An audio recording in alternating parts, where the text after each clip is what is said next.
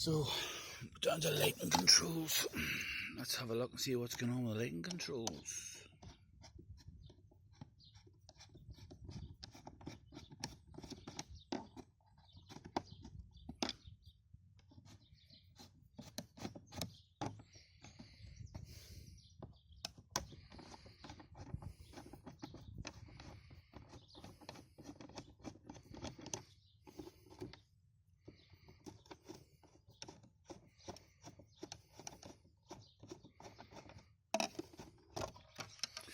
Oof, bit of a mess here.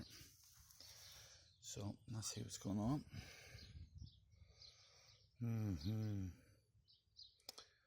So we have an energy switch. Isolate. Yeah.